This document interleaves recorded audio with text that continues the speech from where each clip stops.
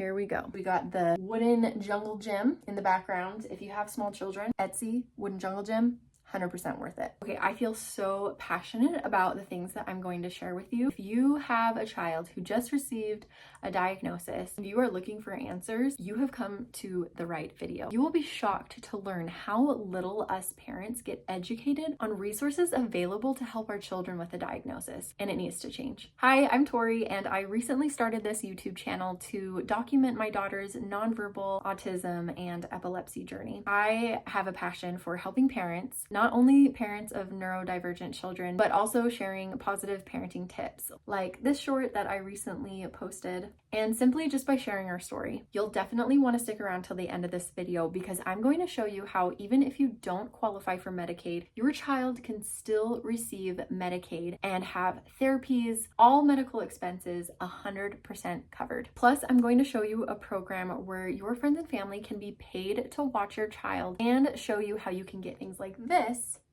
all for free.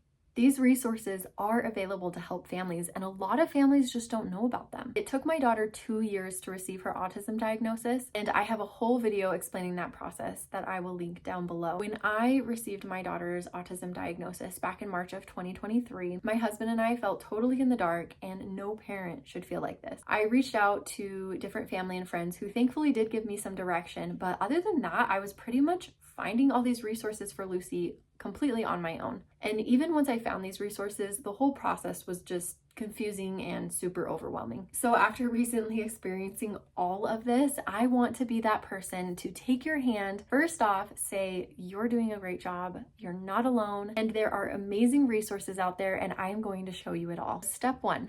Take your time and find support. Now, what I mean by this is take your time to process your child's diagnosis. When Lucy started showing autistic behaviors when she was a baby and a toddler, my husband and I were honestly in denial that Lucy had autism. We didn't even really want to consider that idea. I mean, every parent has a picture-perfect life for their child, and you just don't anticipate the struggles and challenges that come along the way. Denial is surprisingly a very common initial reaction for a parent who learns of a child's diagnosis. Other parents might feel confused, not knowing really what this diagnosis means or what they need to do to help their child with this diagnosis. Some parents feel joy, knowing that their child can finally receive treatments to help them with their diagnosis. Well, I felt all of these feelings and more. After taking a few days to process Lucy's diagnosis, I was able to move forward with this fire in me to do whatever I could to get Lucy the resources she needed. Where my husband had a little bit of a different experience. He needed more time to process the diagnosis, and that is completely okay. And that's what I want to highlight here. Give yourself permission to feel and heal, no matter how long it takes. The day Lucy received her diagnosis, my husband and I both agreed we didn't really want to tell anybody. We didn't want to tell even close family members. We just had this fear that it would become a label for Lucy and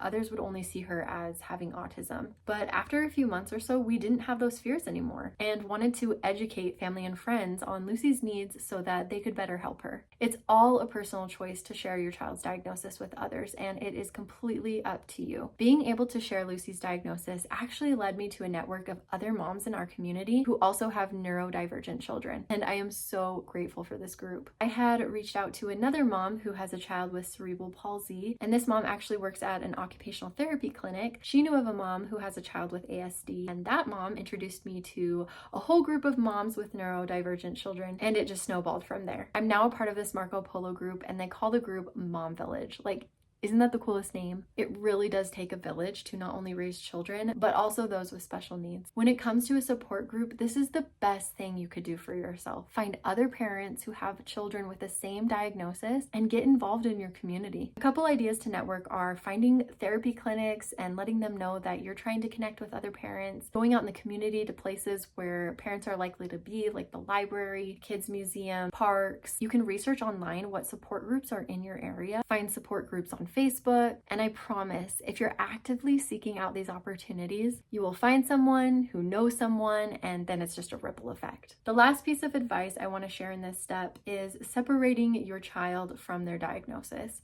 It helped me so much when I saw Lucy's diagnosis of autism as a way to know what extra support she needed. Because if you only look at the behaviors and challenges of your child, you are allowing their diagnosis to be the focus of your relationship. And that's not what I wanted at all. Lucy is my sweet little girl with so many beautiful gifts, and she just needs some extra help in certain areas. And thank goodness for therapies that can help give her that extra support, which leads me to my next step. Start therapies ASAP.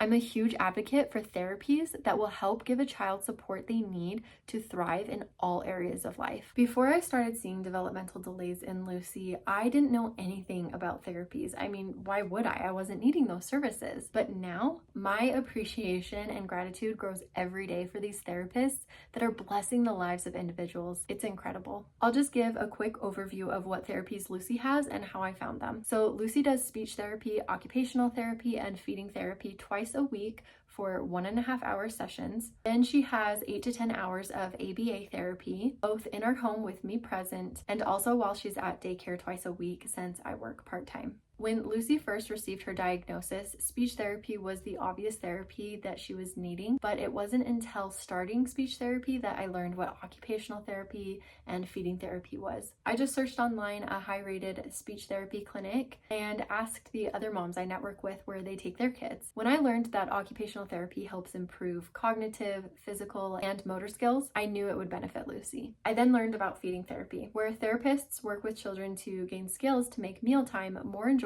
and nutritious. And I said, please sign Lucy up. Lucy overstuffs her mouth with food at every meal, chooses to use her hands over utensils, and doesn't have much oral awareness. Food will just sit in her mouth and she doesn't properly chew, resulting in swallowing big, unchewed mouthfuls. You can ask your pediatrician what therapies they would recommend and network with other parents to learn what therapy clinics would be a good fit.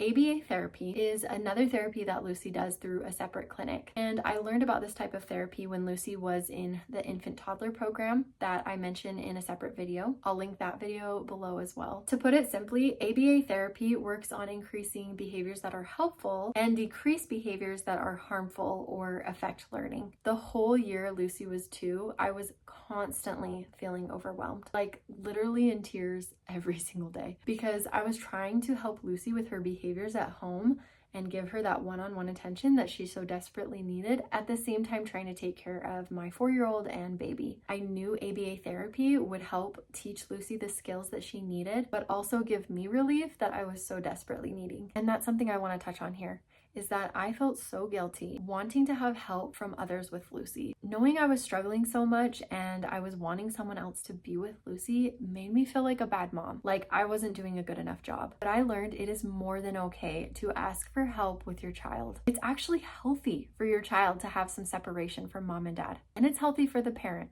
especially when you're struggling. So just know it doesn't mean you're a bad parent if you're wanting a break from your child. It's normal. So back to ABA therapy. Lucy's psychologist was the one who recommended the top best place in our area, but when I called them, they had a year-long wait list.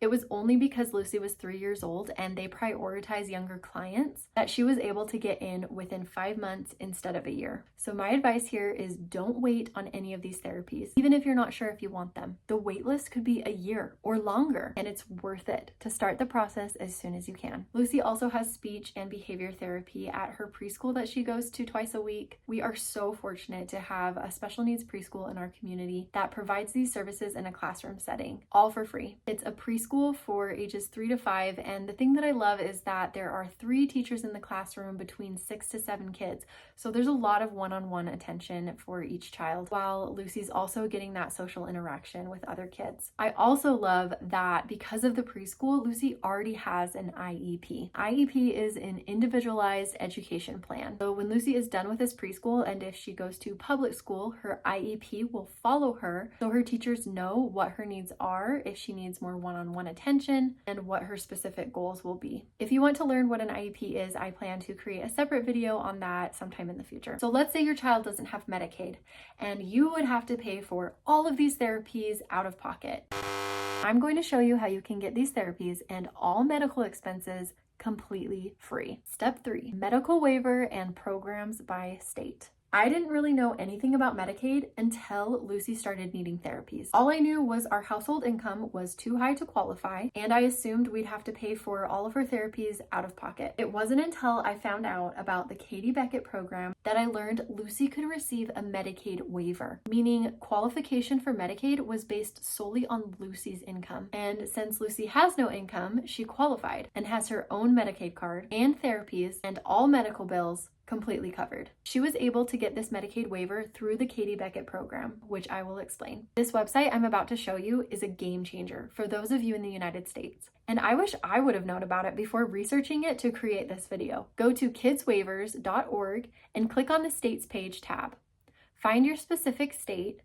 I'll click on Idaho, and it will give you a list of what programs are offered in your state. You want to know the shocking thing? I only knew about this infant toddler program listed here because of Lucy's pediatrician, but all of these other programs I had to find out on my own. So take advantage of what is offered in your area. The Katie Beckett program is the program that Lucy is on, and it has allowed her to not only have Medicaid, but receive an annual budget where that money can be used for qualified goods specific to Lucy's diagnosis. For example, Lucy has feeding therapy, as I mentioned before, and her occupational therapist signed her off for this Trip Trap feeding chair. So that was all paid through the Katie Beckett program with Lucy's annual budget. Her OT also signed her off for these sensory items to help Lucy with her balance and sensory needs, and once again, all paid through Lucy's budget. The Katie Beckett program has also allowed Lucy to have an X amount of hours for the year where I was able to hire anyone I'd like, family or friends, 16 years or older, to be with Lucy whenever I needed. So I hired 2 young college girls who I knew well to switch off being with Lucy every week, and for a couple hours they take Lucy to the library, the trampoline park, kids museum, and Lucy just gets to have fun doing one-on-one activities while I can be doing some house chores or spending one-on-one time with my other kids. This has been a huge help for our family. I even hired my mom so that when grandma and grandpa come to visit, they can be paid to help with Lucy, because honestly, Lucy takes a lot of time and energy. So I know it sounds too good to be true, but this Katie Beckett program has given our family so much relief. If you live in any of these states, then the Katie Beckett program is available to you.